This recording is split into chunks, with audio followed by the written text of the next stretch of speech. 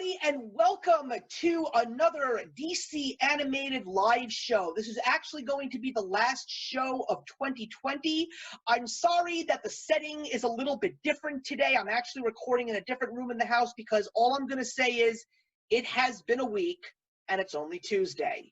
But anyway, I am very excited to come back to you guys again with another episode because I love talking about this amazing world of DC animation that Bruce Timm created back in 1992. It has fueled my love of the DC characters, and these days, as a comic book reader, a superhero movie watcher, DC in my world is still higher up than Marvel. But today is a very special day because we are officially welcoming my new co-host. If you watched the last episode, you all know that Brian Lomax, who has been a part of this show, the co-founder of this show for the last 3 years, officially said his warm and fond goodbyes. It was time for him to move on, and we had such an amazing last episode together. But the good thing was I had a feeling it wasn't going to be that hard to replace him. And the person who I have chosen is one of the people that I work so well with, who is one of my biggest supporters.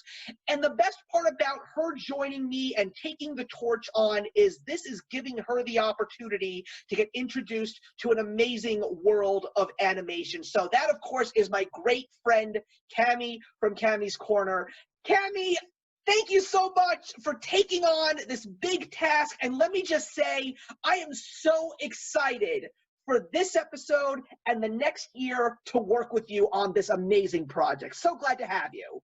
Well, thank you, and hello, everyone. I am super excited to be here. This has been something that Steve and I have collectively talked about over the years, and something I think he have been a little surprised that I was actually such a big comic fan.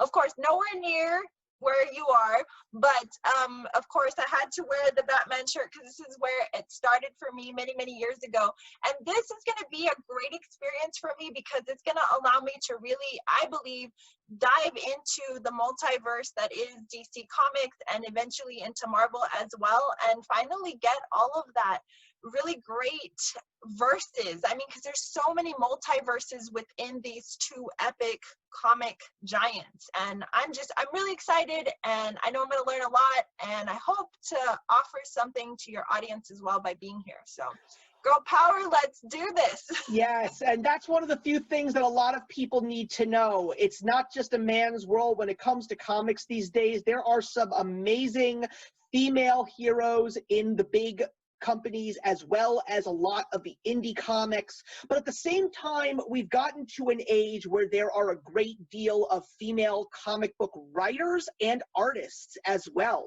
So it's a very diverse world right now, and for better or for worse, whatever direction it goes, I'm just glad that there is so many different people that are just really starting to get into the world of comic books. And I guess we can thank the movie industry for bringing us things like the MCU and the classics like Superman and Batman way back in the 70s and 80s, and this brand new DC live action world. It's just gotten the overall mainstream masses absorbing all of this amazing stuff that has been on this planet for almost a century now. And for such a long time, superheroes have never truly been entirely loved by all of the mainstream, but that has definitely changed in the 21st century. And there are so many different creators that have made that possible. And so I'm just glad that you're here because we can definitely get a different perspective, but I'm pretty sure we're still gonna have a great time just enjoying the fandoms and learning so much. And like you with the Batman, I actually got a Joker shirt on, so I am ready to rock and roll. And I am just excited because we're not going to be diving into the DC original universe films today. We will be getting back to those very soon, but we're taking a look at the more recently created library, which began with Batman: The Return of the Caped Crusaders. That is the DC original movie library, not the DC Universe original library. So what that library is it is a take on the famous DC superheroes, but taking a look at them outside of that specific world that the original universe library is. So we're taking a look at some of these great heroes based on other areas of pop culture, like other television shows or other comic book stories. And today's going to be a very interesting one because we're diving into the famous CW Arrowverse.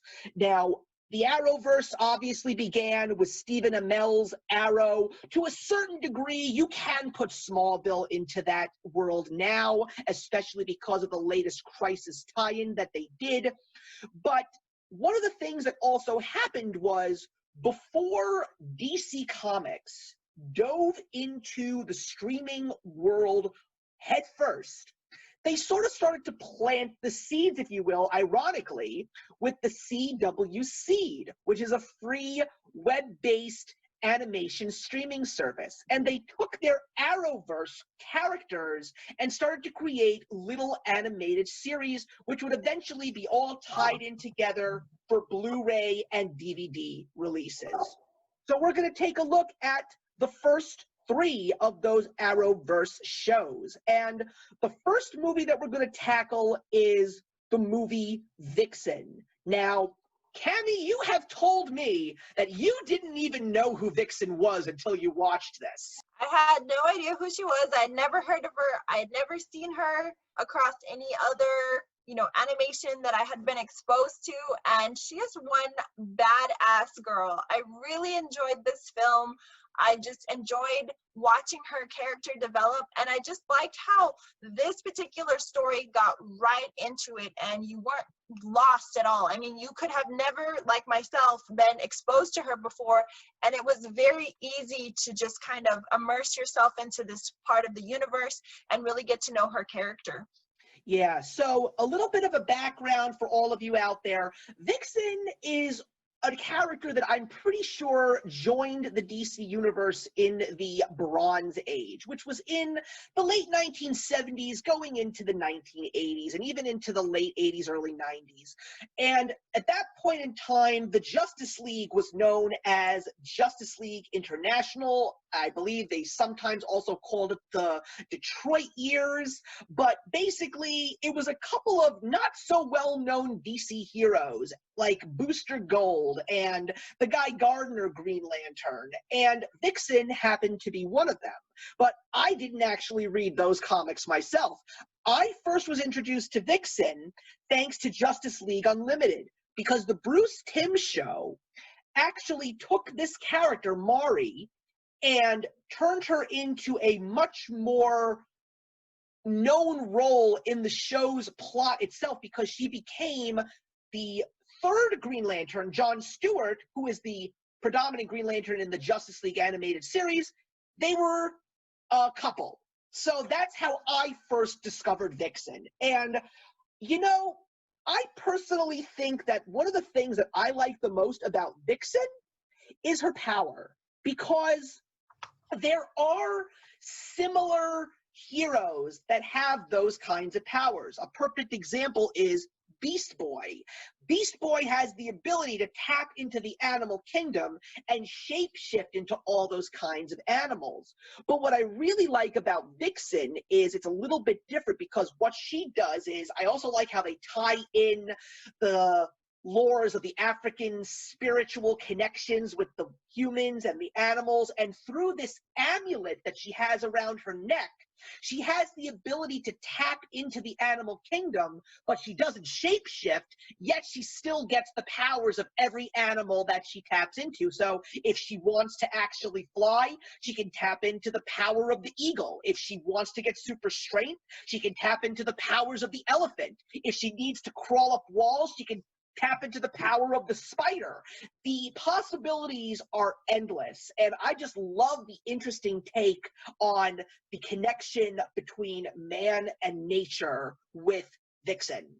Yeah, it was a really interesting beginning, I knew that the amulet, or it's in the form of a necklace when we first see her, and I knew that it was definitely going to tie in, but when you see the richness in history and how it evolves from her family descendants in Africa, and just how it brings the whole thing together. And then as you later kind of see the story develop, to realize that there's more amulets that exist that have a different kind of power, and essentially how this universe can really grow. And I like that, the fact that she was wearing it in the form of a necklace, because it still keeps that feminine charm to her. It still keeps, you know, even though she's a badass on the street, she still has, you know, a way to have this representation of being female and fierce at the same time. But it's also a representation of family, and I think that really helps to tie in the roots as well. So I thought it was very well done. I thought it was well written, and it gets you really excited to see her shift. And when she does connect with these animals, when she finally starts to understand her power, it's not like she's just connecting with an animal, you know, that populates into her head. She's really connecting to these animals on a spiritual level. I mean, you see her in this particular film go to the zoo, and she's talking to you know, a large gorilla, and just how she's conversing with this, almost like communicating through silence and just getting inside its head. And so you realize that there's a much deeper connection to these animals than just finding their source and using it to fight crime. And so for me, these types of films are a lot more intrinsic, because you're getting a richness of not only an outside story, but a continuation of how deeply rooted these powers are to this particular character. So I was very impressed with the writing on this movie. Absolutely. And you are someone who is a true animal lover, so I'm actually not surprised that this is a specific character that you truly connected with. But at the same time, some of the things that you touched upon, I'd like to elaborate a little bit. You're absolutely right. She's not only a strong woman in the world of crime fighting, but she's also a very strong woman in terms of her career in the comic books. I mean, we obviously, in this story, we really get more of her origins. And I'm also really impressed that they decided to go in this direction in regards to giving us her origin story via animation, because this is based on the live-action Arrowverse. And Vixien has already shown up in the world before they actually gave her an animated show. All of the actors that were already playing these characters to actually voice themselves in this animated movie. I mean, that's a rarity, at least for me, when it comes to animation. But then again, there's just something about DC and working with Warner Brothers most of the time, especially when it comes to their animation and their TV division. There just seems to be a little bit more of a camaraderie, and they're all willing to actually do all these kinds of projects. So we got the actors that played Vixien, we got the actors that play Arrow, and we even got actors like Grant Gustin to voice himself as the Flash. I didn't even think they were going to do that. Emily Beth Rickards voiced Felicity, her character in Arrow. So great to actually see them all. But the other thing about Mari Vixien is the fact that she actually is a fashion designer in the comics. So the fact that you specifically mentioned that she has her feminine wiles and her feminine appearance, even though she still is strong. I mean, look, that's a statement that needs to be talked about a lot more. Women can be both. And I still feel that in this crazy world that we're living in, and I know that you and I, we have many political discussions, but we're not doing that today. We both can agree that there is a good way to balance it all out. And Vixien, to me, is one of those characters that does that. Yeah, and that's why I resonated with this. I mean, this character has so many layers to her, but I think that often falls short in the media and in the marketing when it comes to a strong female character. It's either a this or that. Either she's strong and not feminine, or she's feminine and weak. And I really dislike that balance. And so to see so much of that balance within Vixien, she became an instant favorite for me. And you're absolutely right. The fact that they tied in the fashion industry, and that even when she was going through trying to pick her costume to be the superhero that she became, you know, just that, well, does this look good? Does that look good? You know, I loved that whole, that unmasking of it. I guess that's a good way to put it, because she really did try and hide it from her foster father as she was trying to develop herself and figure out, what is this? What am I doing here? You know, so yeah, that I think that's so important to say, that there can easily be a balance of femininity and strength within a woman, and they can be equal and as equally as powerful. And it's so important in today's age for girls to see that.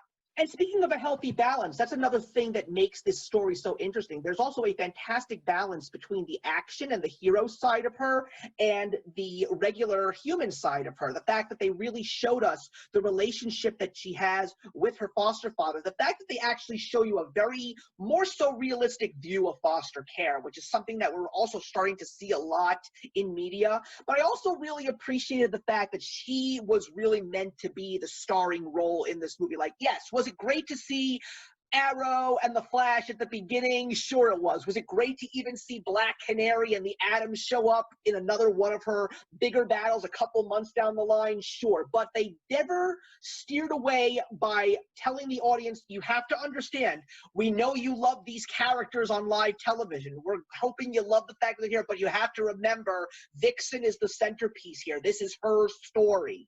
So you're going to see more about her and less about the other heroes that you know and love, but we are still going to let you know that she is a very integral part of this DC Arrowverse. Yeah, and I think it's important to incorporate characters that are well known and, of course, that are part of a specific universe, but keeping the character that's supposed to be forefront and center is so important, because it doesn't lose the integrity of the story, and it allows you to focus on the backstory also.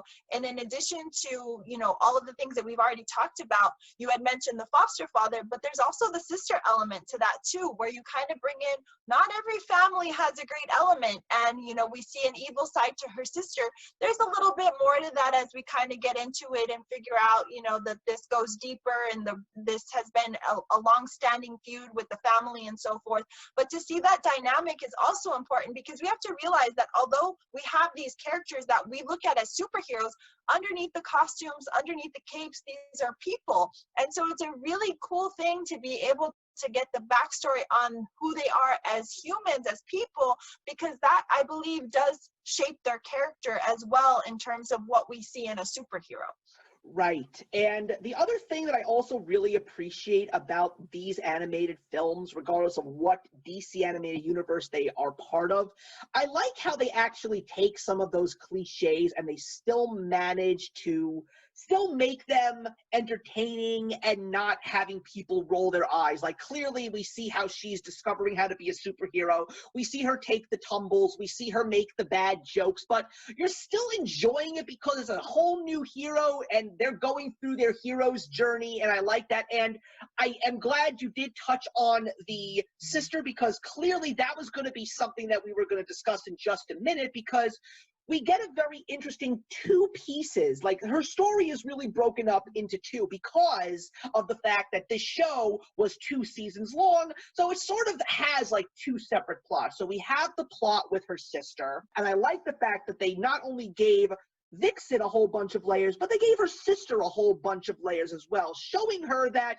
she's not entirely evil. Like, she may not have the same intentions as Mari does, but Mari at some point in time grows to understand why her sister is the way that she is. Now, that's the part of the film that I truly loved. The second villain that we get introduced to, the part about the fact that there's not just one amulet, the fact that there are more, was definitely an interesting twist, but I've got to tell you, that was the part of the film that sort of dragged it down. I thought that the villain was way too stereotypical. There weren't as many layers, and considering the fact that we had gotten such a strong story up until that point, was it really cool to actually see who specifically comes to help Vixien take down the second villain? Of course it is. But the fact that we got such a rich antagonist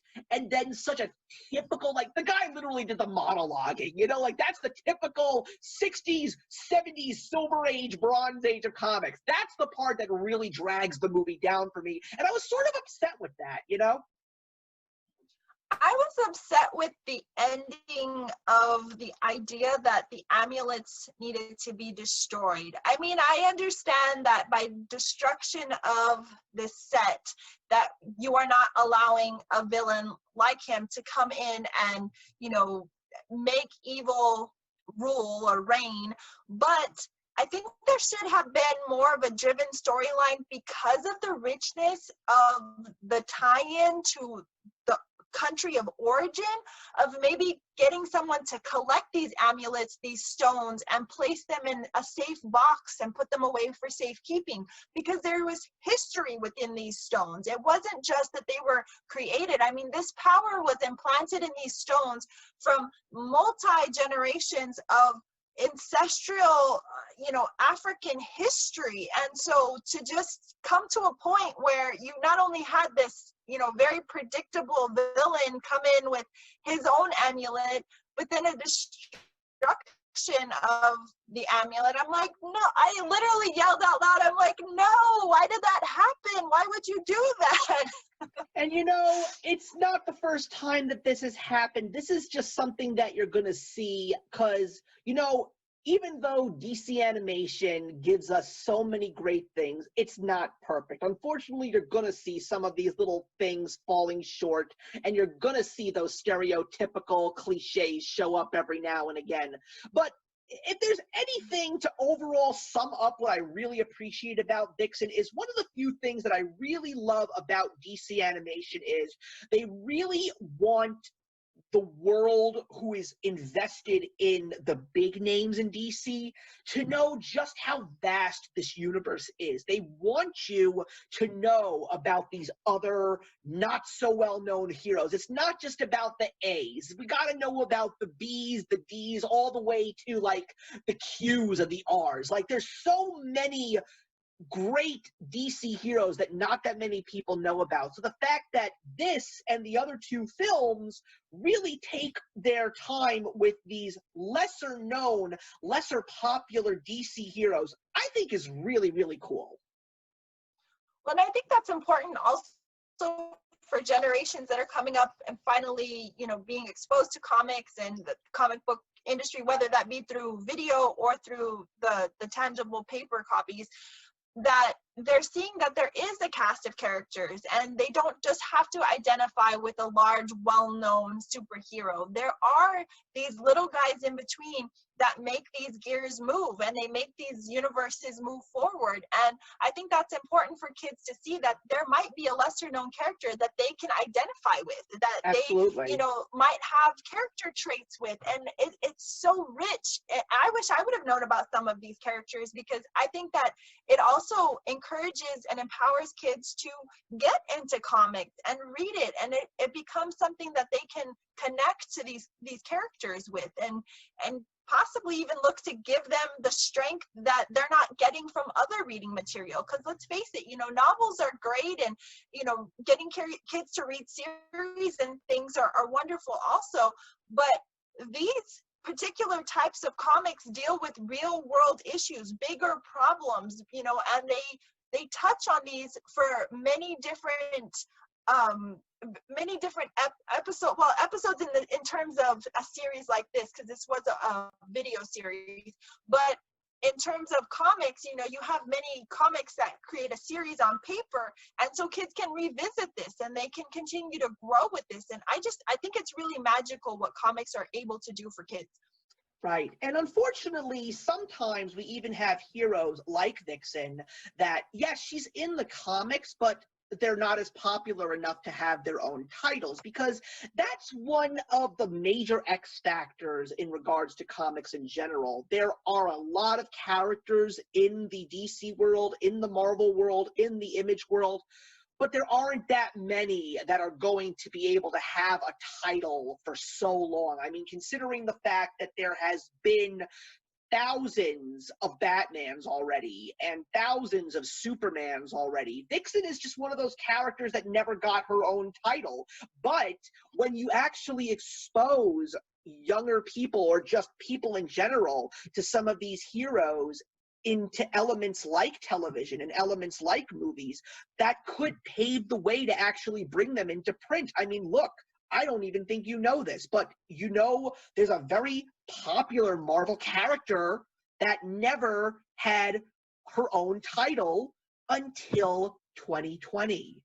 And her name is Black Widow.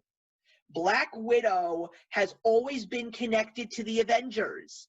Black Widow was always tied in with characters like Daredevil. She never had her own title, at least that lasted for long. But Black Widow 1 just came out 2 months ago, and it's flying off the shelves. People are buying it. People are reading it because people are just so happy and connected to Scarlett Johansson's portrayal, and we're all still very excited for that solo Black Widow movie that the fans demanded. So the fact that that popularity has been birthed because of this film version of this female character is a great thing. I don't know if the thing can happen like that for a character like Vixen, but you know what? To get a movie about Vixen and learn more about that hero, it was a great place to start. So I'm actually going to say that outside of the second plot point in this movie, it could have been almost perfect. I'm going to give it a 3 stars out of 4. That's where I'm going to leave it. It could have been so much better, but I feel that if they would have done a little bit more with the second half of the film, it probably would have gotten a perfect rating. But it was good overall. It's fun. I have a good time with Vixen, the movie. I do want to say before I give my rating on this one, when it comes to Hollywood and creating these types of comics and putting them on film, I do wish that, especially with something like this, I mean, obviously this was something that was done in a cartoon film, but if they should ever look to do something like this, I would like for Hollywood to be mindful of casting actors in positions that make sense, because so often Hollywood goes to the same actors to portray roles just because they have been in the DC world or the Marvel world before. And I know that there's a love-hate relationship with people and Scarlett Johansson. She's a wonderful actress, but we're tired of seeing her cast in the same characters. So something like this, where the heart of the story is born in Africa, let's make sure that we're casting diversely and getting the full richness and the embodiment of what these stories are supposed to entail. I really, really would like to see that, because I think that it would further these stories so much more. And what we were talking about, you know, kids seeing this on paper, it also means something to see it visually, for, you know, you to kind of just encompass that whole richness of the story and the birth and where it derives from. And I think that really will help to kind of pave the way for changing and looking at things the way that they were intended to be written. Mm-hmm. In terms of rating, you know, I give thumbs, so I'm going to give this a thumbs up instead of 2, and the only reason I'm not giving it 2 enthusiastic ones is the same reason. I think that the ending for me fell a little short, and I was really disappointed that they didn't treasure the power within the amulets and have some kind of way to preserve them for the future. But it was still a great film.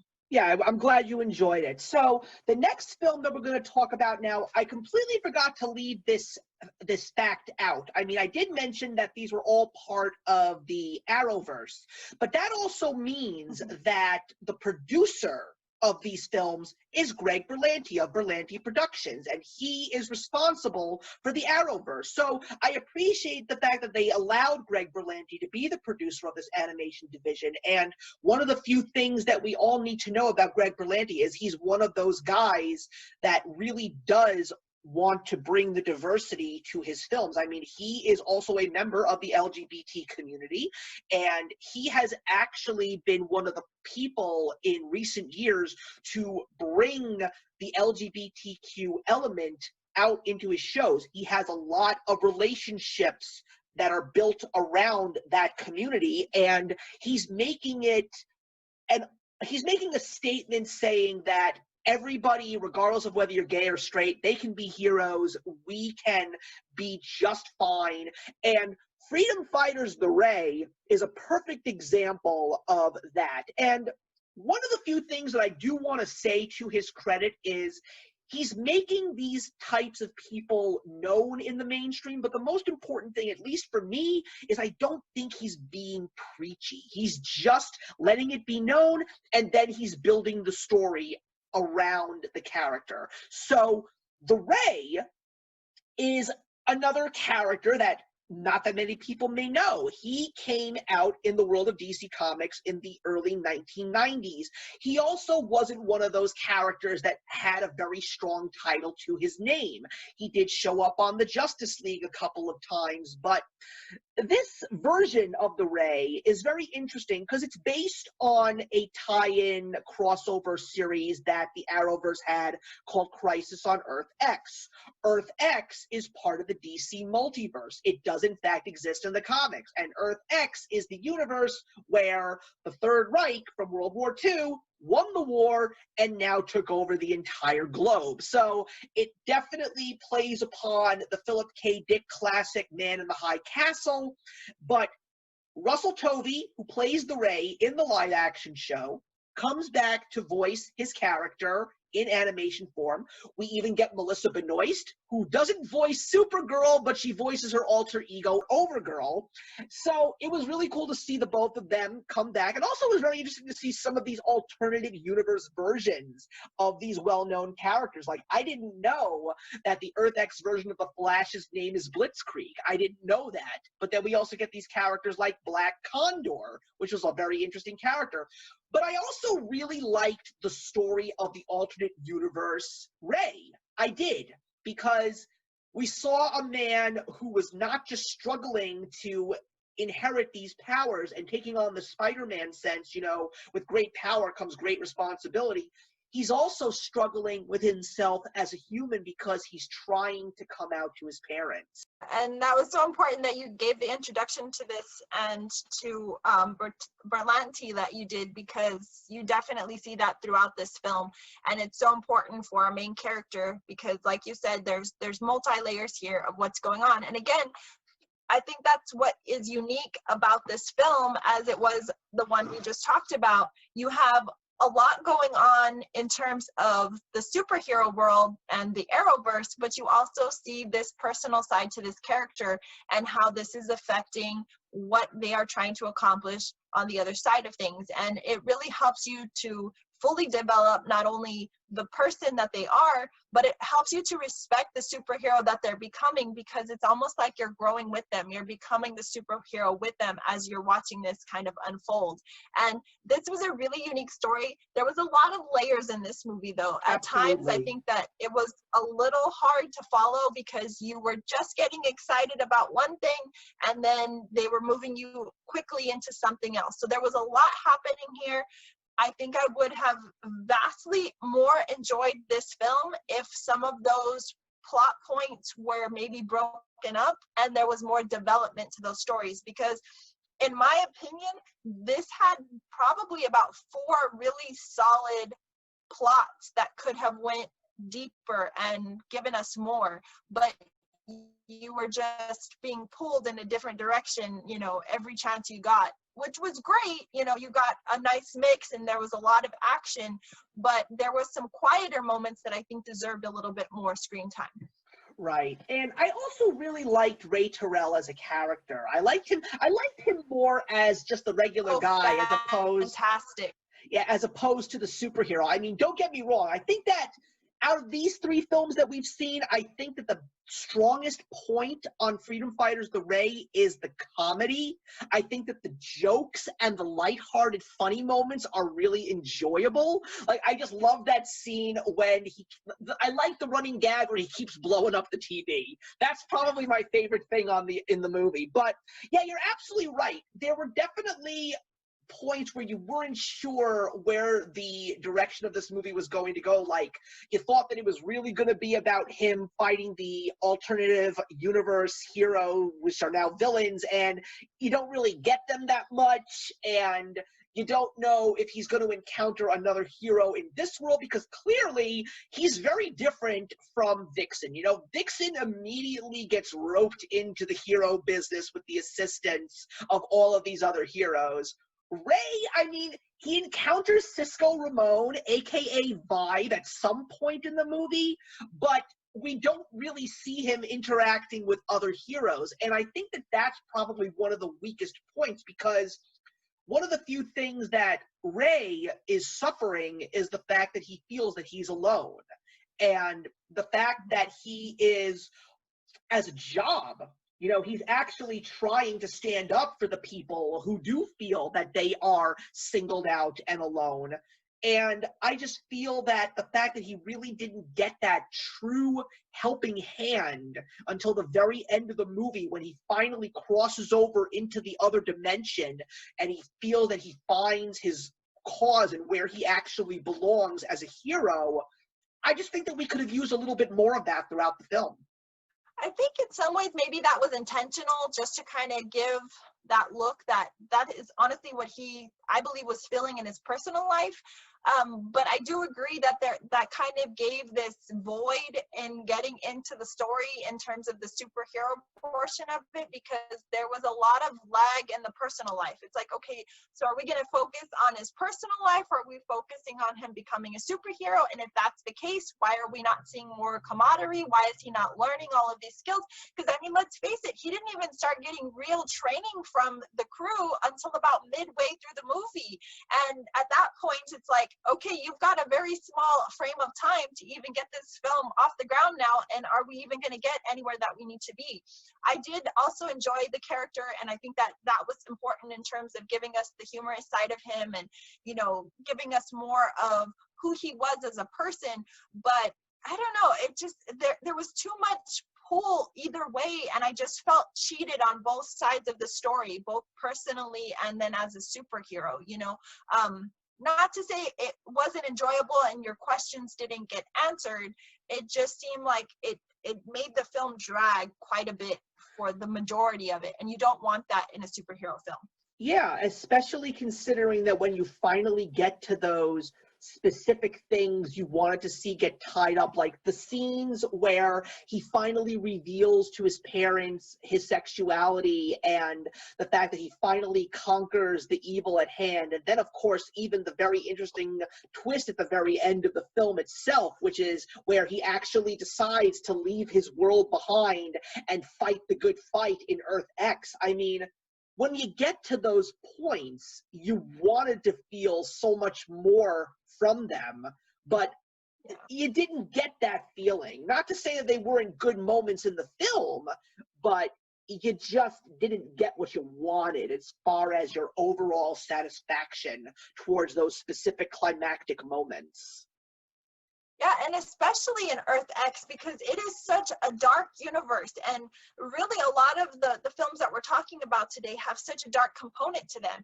And so I personally, you know, being that a lot of what I do is dark and you know, dismal anyways in terms of reading, I wanted so much more from that universe, and there was so much more potential there. It was very clear that Earth X is under duress. There was a lot happening. There was some fantastic character development there. But again, just when the action starts and we start getting excited, then we're taken back to, you know, this very mundane, every average day kind of day, and we're like, okay, there goes the action again. So I do like how it ended, though. I do appreciate the fact that it did leave it open-ended to take us back to that universe, which I think we can both agree that was the heart of the story, you know, that that was where we needed to be the majority of the time. But we'll see if anything comes from that and they choose to maybe make another film and take us back to that dark side, because there's a lot that can happen there, and there's still a lot of unrest that wasn't solved when we left this film.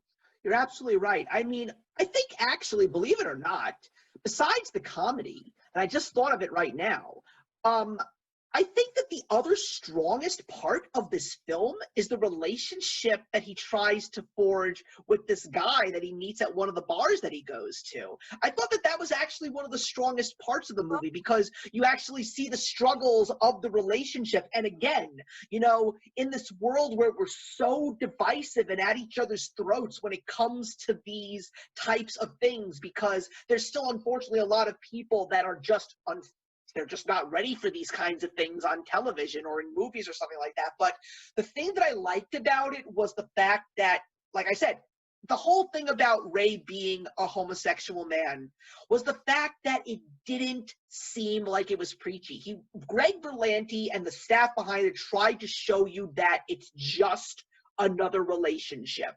It's just not between a guy and a girl, it's between two men. They act like they're in love. They show that they care about each other. They show the struggles. It's a very natural representation, and I feel that that's where that whole thing, because there's such a demand, and because of the fact that the demand is in such a bad direction, the rest of the world just doesn't want it. And I feel that if we get more of that specific kind of thing on screen like that, I think more people will embrace it. It's got to be natural. It's not supposed to be preachy. And that's exactly the term that I was going to use. If it's not natural, then it's just forced. And when it's forced, it just seems like they're doing it because it's what's expected. It's, oh, well, we need to add this type of plot, or, you know, someone needs to do this. And I absolutely hate when that happens because it completely changes the story. And this felt so incredibly natural on both sides of it, because even as you start to get deeper into that relationship that you had just talked about, there is a real moment of clarity when he looks at him and he hasn't yet told his parents, you know, he's late for their drink meeting, and he comes and he's like, so, you know, how is this working for you? You know, am I not as important to you as you are to me? And he looks at him and he gives them this very clear, distinct moment. If you can't be honest with yourself, this is never going to work. And I think that's so powerful on two levels, because he's asking him to not only be honest in his personal life, but that in turn makes him have to be honest in his professional life. Exactly. And, you know, who are you? What do you want to be? And that, man, that really resonated with me. That moment, I think, was probably the best part of the film. And there was just so much happening there, and it happened in such a short span of time, but it impacted me so greatly. That was my favorite part of the film. I'm so glad you mentioned that. And that's the thing that I'm trying to mention. It's like, if it was a white man and a white woman having that conversation, if it was a black lesbian couple, if it was two Muslims, if it was two Jewish people, you know, it didn't matter, because it was the nature of the conversation that would connect with you, because that's the point. And that's why things like this should not be something that people should be upset about regardless. It's the message that needs to be sent in a conversation like that, not necessarily who is giving you the message. And the other thing that I did want to tell you about was, I like that you also brought up the concept of Earth X, and that you thought that you would want some more with that. But let me let you know a little secret. That's unfortunately a massive struggle in comic books. They build these multiverses, but we don't get enough of those multiverses. I mean, when they get it right, they get it right. Like, I love the story of Forever Evil, which was created in the last 10 years in DC Comics. And it was basically where, I believe it's Earth 3. And in Earth 3 in DC, the characters with superpowers are villains. And it's not the Justice League, it's the crime syndicate. So it's like you have a parallel Superman, Wonder Woman, Batman, but they act like a mafia crime family. So they come into Earth 1, which is where Superman, Batman, and Wonder Woman are, and they just want to take it over. And it's basically them going to war with the villains of Earth 1. So it's just like villains being villains on top of villains. It is crazy fun. But there is a universe in the DC multiverse called the Zooniverse, where the superheroes are anthropomorphic animals. And I want more Captain Carrot. I want Captain Carrot. He is a super buddy. I want more of Captain Carrot, and we're not getting enough. I'm like, if DC Animation could make an animated, goofy series, because that's the Zooniverse. The DC Zooniverse is supposed to be like a Saturday morning cartoon. I will watch that Saturday morning cartoon. Believe me. I mean, I don't want an animated series of Crypto the Super Dog. I don't need that. I want the Zooniverse. Give me Captain Carrot. Just when we're done with this, Cammy, just Google Captain Carrot and you will read about the Zooniverse. It is awesome. I will do that. And I can certainly see how that could be a jumble for any type of animator to create these multiverses, you know, especially when you have a lot of doppelganger kind of characters, Yeah. and you're trying to keep the personalities quite different from each other. So I can imagine that would be quite challenging for an animator. But I think where Earth X would stand to be very popular amongst modern day comic enthusiasts is the fact that it really is set in a dystopian setting where it potentially could get very dark. It could really go into some very deep things. And I really feel that even though we got a taste of those characters set within that setting, we didn't even get a feel of how dark they could potentially be. I really felt that the animators pulled back a little bit, and there could have been so much more in terms of not only storylines, but character development. I think that once we kind of saw the shift in the end, that potentially this would be where we pick up in the next world, is that even the characters that were designed to be the villains, they kind of took a step back and they weren't as deep and as connected to the audience as, you know, our main characters were. And so once we revisit that dystopian universe and once we get back into that darkness, I think that if they really laid into how heavy and how rich that could be, I mean, just look at the paraphernalia that, you know, where we're seeing just a very dark world where, I mean, we're seeing swastika flags, and I mean, there's potential for pure evil there, and I don't really feel that the animators tapped into that evil element. I think it was just very G-rated, and I think for an adult film, it could have went a completely different way and impacted the audience in a much greater way. Right. Also, for all of you out there, if you want to learn a little bit more about the multiverse of DC, the best reference I can offer you was a New 52 series called Multiversity. It has a guide to the DC multiverse, the 52 multiverse worlds. So you actually get to see an overall summary of each of these individual worlds in DC. So you really get an opportunity to see exactly what the creative minds have actually done in terms of building this multiverse. And like I said earlier, it just gives you more of a yearning to actually see more of these multiversal worlds in DC. I mean, Marvel is doing it too, but for some strange reason, not everybody is really on board with the Marvel multiverse as much as the DC multiverse. And I think that that's just only because of the fact that the multiverse in Marvel is still much more new. I mean, the multiverse in DC was created in the 1960s with the Crime Syndicate. But after Crisis on Infinite Earths in 1985, it grew into something so much bigger. So that is definitely, oh yeah, you can even trace it further back to the Flash of Two Worlds, where you actually see the Silver Age Flash and the Golden Age Flash, Jay Garrick, in one comic together. So I will definitely say that there was definitely some potential here. I would have loved to get a little bit more. I personally feel that this show could have also been able to get another season. I think so. But because of the fact that there was just so much more that I wanted from it, I'm probably just going to give this one a 2.5 stars out of 4. That is a fair rating. Yeah, I think that there could have been so much more here. There was so much potential, but again, there was just so much going on. It was really hard to concentrate in terms of, you know, getting the full scale of any given story that was presented. And you know, again, coming from the darker side of things, I really would have wanted more from Earth X and that whole world.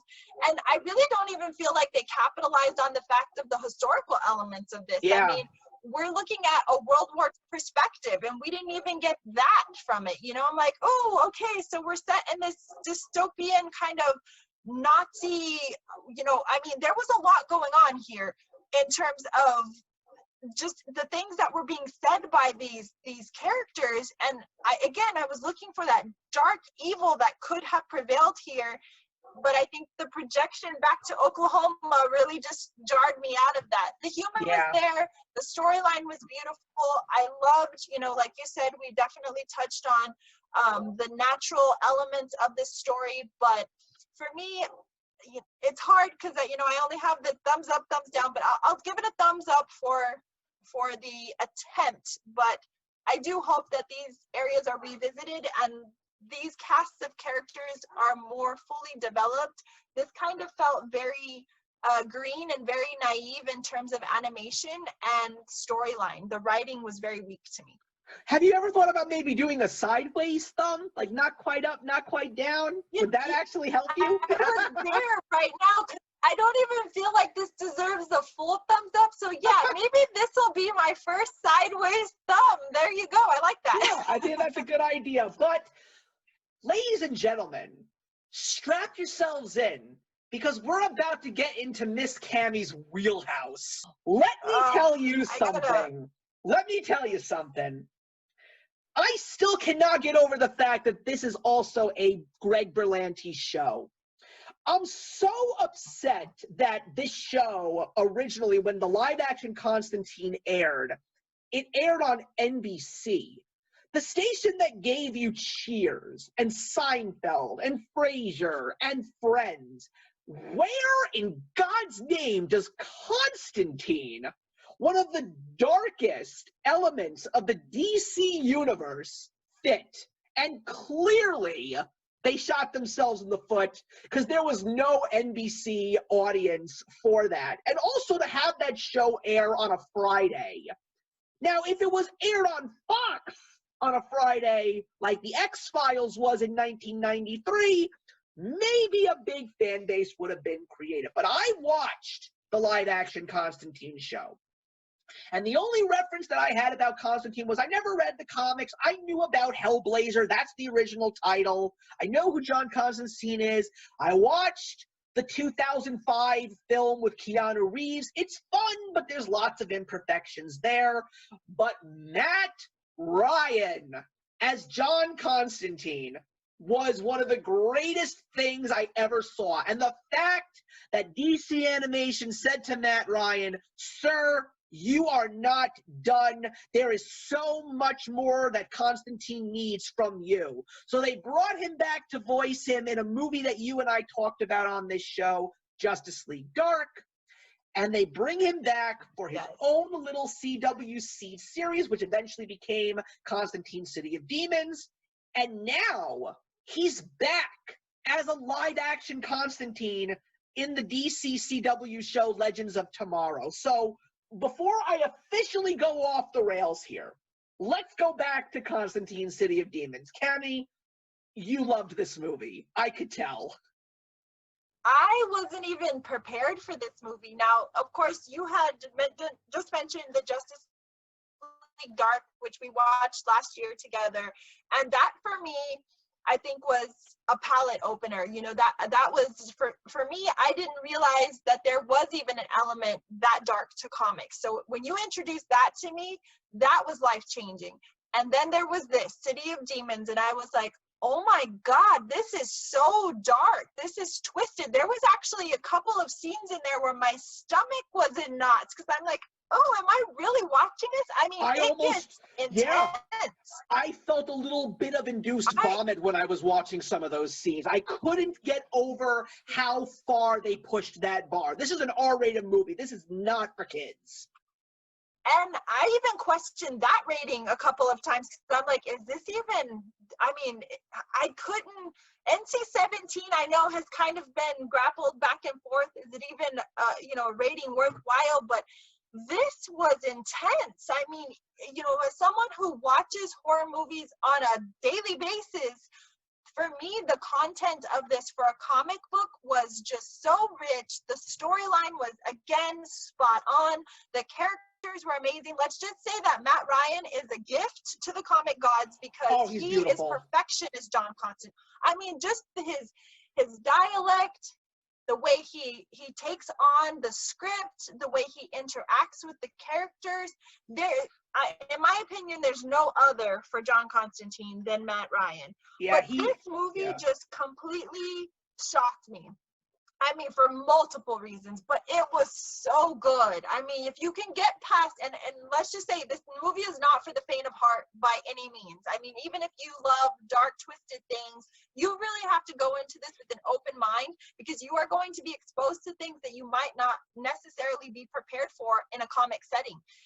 This, for me, was definitely a game changer, and I want more of this, because just beyond the visualization, the storylines were so dark. It kind of took me back to that moment when I first got introduced to Pinhead and the whole Hellraiser universe.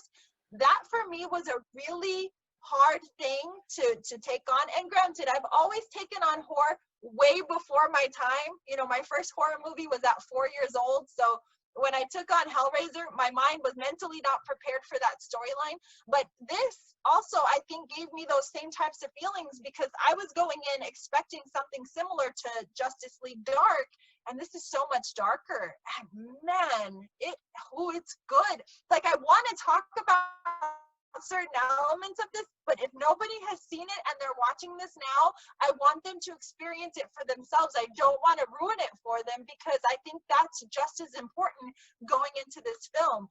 But there are layers in this film that you're going to question your own morality and your own values, and just say, why am I watching this? But it was so good, so good. Yeah, and what I really appreciated about this movie was just the story that we get, because we died into John Constantine's past, which is something that I didn't get. Like, I know that it's out there, because like I said, I haven't read the Hellblazer comics, but I know that so much of his story is out there. And the fact that we sort of get kind of a Batman Death in the Family-esque story, because we basically go back into his past and we see one of his greatest failures when he is a young occult guy, just immediately first discovering the dark magic. The fact that he's in a metal cover band is probably one of the most hilarious things that you get. I mean, that's one of the other things that I love so much about Matt Ryan. He gets the comedy elements of John Constantine spot on, because that's who he is. He's a dry, comedic guy, even though he's extremely serious all at the same time.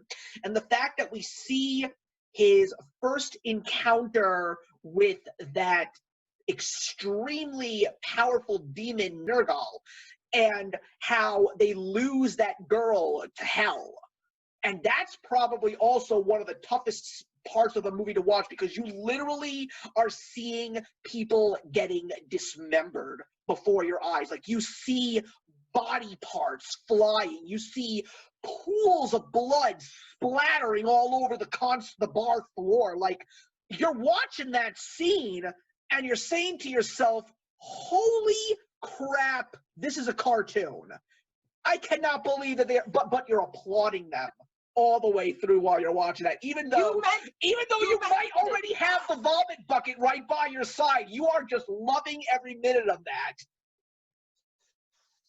That was my first moment of, oh, am I going to make it? The pool of decaying corpses. That was it for me. I could not believe I was seeing that with my eyes. And I mean, just the richness of this pig butler sitting amongst this, and you're like, oh my God, he's like feeding off their souls. This is like life here. And I mean, you do, and you get that other side of John Constantine. And so the beauty of this story, though, is you are seeing that unfold, but you're also getting that history as it goes along, because they're trying to save this girl from the depths of hell. She's kind of like locked in this box, so to speak, within the heart of this demon. And so you have that fast-paced story of trying to get to her before she expires in the hospital. But then you get these rich elements of this, what I'm assuming is this version of hell. I mean, even from that very poetic, almost like Victorian dance that you get with all of this death and dismemberment going around, where you're seeing S&M happen, and just all these really crazy things. People are hooked onto hooks and like meat, and I really got Hellraiser vibes from this, because as you're seeing these miniature stories develop, and they're falling into this alternate version of this sweet story, I don't know how to better sell this story than to say that it does definitely give me Hellraiser vibes. But if you are looking for that rich history of John Constantine, this is a really great place to start, because you do get that other side to him. You do kind of get a human side to someone who is, in essence, he's always given me Batman feels, because there's not a lot we know about him. He's kind of stuck in this world, and he's forced to do good, but he doesn't really give a shit. He just kind of does his own thing, and he plays by his own rules. But now we know why. Now we kind of have a better understanding of him. And I have a huge admiration and appreciation for his character now after having watched this. Yeah, and one of the few things that you said that I definitely want to expand upon is the fact that he feels like another version of Batman. I think that that's a great thing to say, because there are a couple of characters outside of Batman that really do give me Batman vibes in the DC universe. Constantine is one of them, because like you said, he's very dark, he's very private, he keeps to himself. He's a little bit more flamboyant in regards to his character. Like, he's not always a serious guy. He drinks, he smokes, he plays poker. Like, Batman's not really the kind of guy. Like, I still remember when I read The Dark Knight Returns, and Bruce Wayne is sitting with Commissioner Gordon, who's about to retire, and I remember that Bruce Wayne or Commissioner Gordon, I forgot which character says it, but he says, it must feel great to actually have a real drink and not ginger ale this time, because that thing, Batman never drank, because he always knew that when the lights turn down and the world goes to sleep, he's got to go out into Gotham City and do what he's got to do. But Constantine is just a little different kind of a Batman with magic. There's another character in DC called The Question, who is just a flat-out detective with no face. That's the mask that this character wears. And this character is like a Batman from the detective standpoint, but like using detective work and conspiracy theories like a drug. Like, this person is obsessed with solving cases. Like, imagine, like, Sherlock Holmes turned to 11. Like, this guy is a true crazy conspiracy theory detective. But one of the few things that I loved about this specific version of Constantine, and especially this movie, is even though Constantine is brash and selfish, and he likes to drink, and he's not entirely moral, he does like to catcall women too. He's one of those characters that people these days will probably say is toxic. But specifically in this film, we see just how big his heart is. Because when Chaz's daughter is at the center of this mission, and the fact that Nergal is basically the one at the center of this mission again, the fact that this is his friend's daughter, his friend who he unfortunately has turned his life into some serious hardships and sometimes his own personal hell. The fact that now this guy's daughter is the one that he's got to save, he just realizes how much more is at stake, and he's trying to show that he really is a good guy, even though he's not entirely pure. I think John Constantine is Batman without money. If Batman didn't have all of the money he has and wasn't able to buy all those toys, I think we would see a very similar style to what John Constantine is. But what I appreciate also about this movie, beyond getting into some of the things you just touched on, was the fact that we still stay in the heart of LA. And I think there's a lot to really captivate in the city of Los Angeles, because Los Angeles in and of itself is a city of question. You know, there's a lot going on in LA, but LA at night is a completely different city. And there's a lot of dark, twisted things that happen. And so for him to be plugged into that and to kind of like the consciousness of that city really speaks to his character. I do like the fact that there is some kind of purity to the destination where the story is headed, with the fact that we do see a friendship that he had with Chaz. His ending is sad, but it's beautiful because, you know, obviously they have to part ways in the end, and Chaz goes on, John takes them under his wing, so to speak. But it works. It really does, you know, that the whole thing kind of comes together. But I think that here, just kind of seeing him tap into, well, we saw this in Justice League Dark too, but I think just the continual motion of how he continues to kind of connect with Los Angeles and the dark side of things, and he doesn't try to paint the picture that it's something else, you know, but the fact that we do get the human element to him, and we do see that, you know, he might be a hard ass, he might drink, he might smoke, but these are the things that I think he crutches on to get him through, because he knows his fate is what it is. You know, his soul has basically been sold to the devil himself, and it's either, okay, I make the best out of this situation, or I whine about it, you know. So I really like the rich textured layers of that who is John Constantine, and just watching this unfold, watching the occult pieces of this story, watching, you know, like I've already mentioned, the decaying corpses, and this, it also, you kind of get this battle. I know it's from a much darker perspective, but you kind of get a battle of gods and demons too in this film, and it's just, it's good layers, you know, it's good meat and potatoes, and it allows for a continuation. And I would love to see this continue. I really hope that they, I mean, I know this was a spin-off to Dark, but I do hope that they continue on and make this something that they revisit, because it can be revisited. Oh yeah, I mean, to me, it's not, I mean, I can see where you're coming from as it being a spin-off to Dark, but for me, it was the continuation of the live action show. And like I always say, live action is great, but I always, you know, Walt Disney was the one who said it best. Animation can create anything the mind of man can conceive. And you can tell through this specific movie just how much more you can do. Also, with a much lesser budget than actually using so much things like CGI and stuff like that.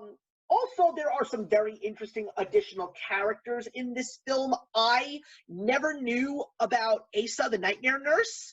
I really like her. I want more of her. She doesn't do much. She basically is the one that's just sitting in the hospital room with Chaz's daughter protecting her. But I really liked her as a character. She's so witty, and like, she is such a perfect contrast to Constantine. I mean, in Justice League Dark, Zatanna's not bad. Zatanna knows how to stand up to John Constantine. But the Nightmare Nurse, she knows how to do it so much more. Oh, she was such a much better female companion for John Constantine. Like you said, her wit was out of this world. She was enjoyable. And every time she graced the screen, you got excited. You felt yourself smile. There was just something about her aura and the way she carried her presence in a room. She was just needed in this story. And I really love the fact that, you know, she wasn't overpowering. And I think that's why I appreciated her character as much as I did, because she didn't have such a large role that all of that was lost on deaf ears. When she was graced on the screen, you were appreciating the fact that she was there, and you were really plugged into her as a character and hanging on to her every word. And just her very, you know, cavalier attitude, it works so well. And she was just visually stunning. She just had this great chemistry with Constantine, and her character works so well. And I would really love to see more of her if this universe should continue to, you know, make these films, and whether they're standalone or continuations or what have you. I think she's a very powerful character. Yeah, and at the same time, I also really appreciated her character because what they also really do is they show us the lighter side of the DC world of magic. I mean, it's not that they hadn't done it before. I mean, if you want to see the lightest side of the DC magic universe, you go to Shazam, aka Captain Marvel. You can't get more lighthearted in the DC magic world than Captain Marvel. But the fact that we are in like the darkest areas of the DC universe and you see this aura protecting this girl with bright soothing colors and little butterflies, you know, like it's such a contrast to what Constantine is doing with the occult magic, but it's a nice thing to have there to show you that there are still some specks of light in a world of darkness. Well, and also it also added a little bit of a soft texture in terms of dealing with a child. You know, Mhm. I think that oftentimes when we're dealing with really deep elements like this, and we have very adult content and material, and then you shove a child into the mix, whether they're Yeah. part of the story or not. In terms of like the mainstream story, you kind of make that child a little bit too grown up. You know, you kind of, Mhm. the child stands out for the wrong reasons.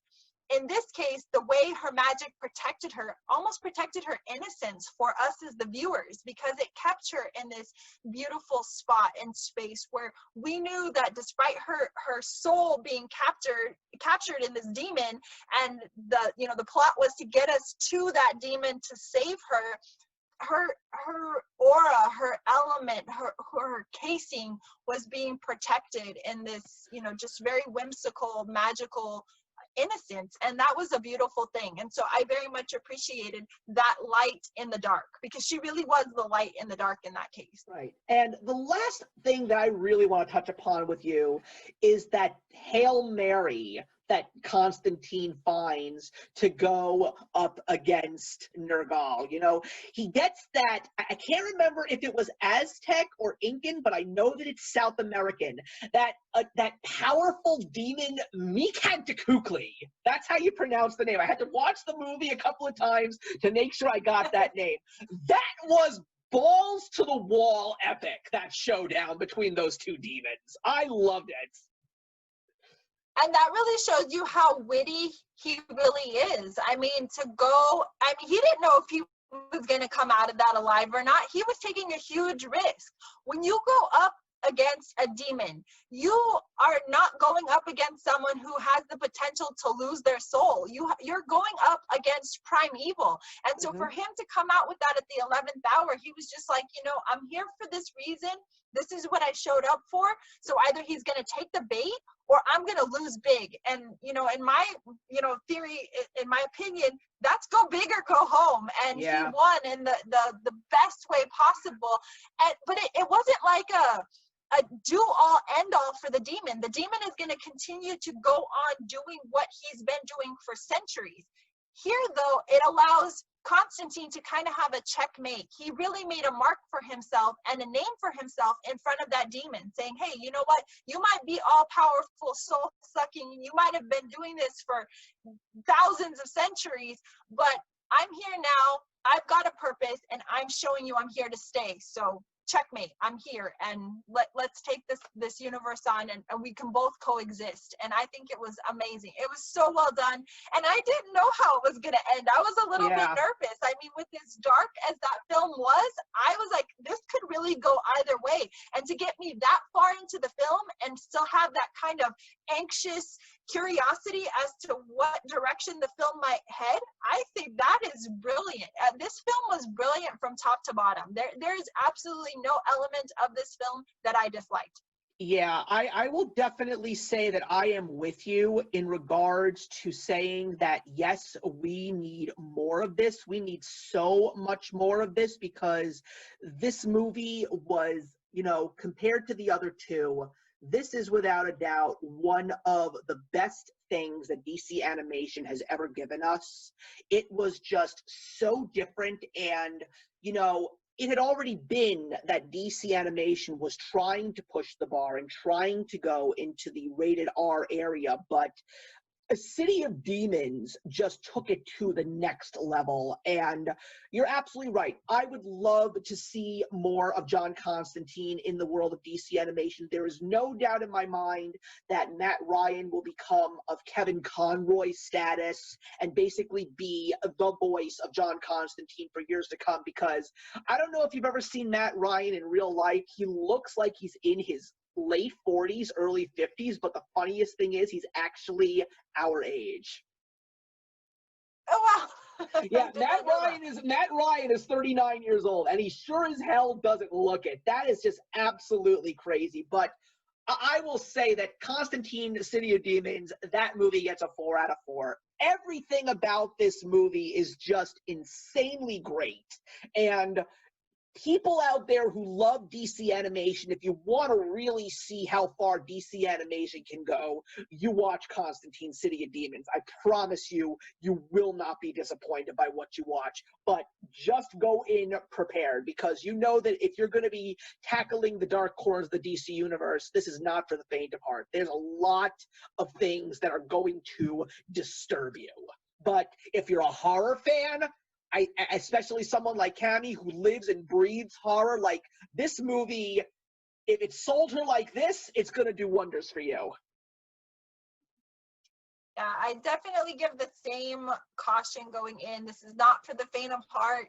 I think that it's a little bit more easy on the eyes because it is in animation form, so you're not getting that, you know, live blood, guts, and gore, but it is just as intense. I mean, like I said, when we're swarming in a decaying corpses, that's pretty intense to take, and that's not even all of it. I mean, there is so much more. Like I said, I didn't want to ruin for the audience if you hadn't seen it, because I think that in order to enjoy those elements of, I don't even want to call them scare, it's just, it's intensity. There's so much dark intensity within this film, and so to be able to fully embrace them and embody what this film is trying to send as a message, you need to experience those things for yourself. But yeah, this film was very well executed. The storyline was spot on. I don't feel there was any plot holes in it. I think everything buttoned up very well. I think that there was a nice balance of good and evil, despite the fact that this is extremely evil oriented. I think that, you know, in a way, our main character, Constantine, you know, despite being the light, he is still very dark in essence. So you do get a nice contrast. And I'm over the moon about this universe. I think Matt Ryan, like I said, nobody else can play John Constantine, so I hope that he continues on with that. And I give this 2 very enthusiastic thumbs up. There was nothing that I hated about this film. I'm glad. This I'm was glad. amazing. I would highly recommend this. I'm glad that you've seen it. I'm pretty sure at this point in time you own it now, so I'm sure it's probably one of your prize pieces, so I'm glad to know that. And I think that that is where we're going to wrap it up today. This was such a great episode. Cammy, I'm so glad that you are officially on board. And the more important thing is I'm really hoping that you are excited for 2021 when we take a look at some more of these DC animated movies. And because of the fact that you are still pretty much new to the DC animation world, part of me is thinking that even though some movies have already been reviewed, I'm thinking through thematic ways. We may actually maybe once or twice next year do a little bit of a rewatch. Theme-wise, maybe we will watch some of the older Batman-themed DC animated films again, some of the Justice League, some of the Supermans, just so Cammy can get the opportunity to watch some more of these, and also to get some more perspectives, because one of the things that I love so much about these DC animated movies, whether it's from the original universe or whether it's from the animated original movies, you're always going to get something new. I mean, I'm just glad to know that she has seen Batman vs. Teenage Mutant Ninja Turtles, because that is one of the greatest DC animated movies ever made. It is wonderful. I'm hoping that there's going to be a sequel one day. But Cammy, I want to once again just say welcome and thank you. This was such a great time, and I'm hoping that you are excited for more of these shows in 2021. I think we're going to have so much fun watching some of these movies and even getting the opportunity to watch some of these brand new films that come out in 2021 and the years to come together. I think it's going to be great. Oh, I'm very much looking forward to this journey. I'm super excited about it because I feel like I've only touched the tip of the iceberg in terms of comics. So I'm looking forward to not only learning more, but just being able to experience this with a different lens, because as I become exposed to some other characters within other multiverses, I think it's only going to expand the knowledge that I already have. So I'm very much looking forward to this journey. I know we're going to have a lot of fun. So this is only the beginning. Yeah, and the good thing is this is a show where we're not necessarily going to work so hard because this only comes out a couple of times in a year because it's all based on when the other films, the new ones, get release dates, and that's around the time when we start to film these new episodes. So we will be in contact. We will be talking about what's going to be in the next couple of episodes, but in the meantime, everybody, I want to thank you all for watching this great DC animation live show, and looking forward to a strong 2021 back here on my channel. I'll see you all in the next one. Hey, thank you so much for stopping by my channel today. If you're new here and want to see more of what my channel has to offer, please click on the link to my last video or hit that subscribe button to be kept up to date with all of my uploads. Content of all sorts is posted here quite often, so trust me, you do not want to fall behind. I will see you in the comments, and actions speak louder than words.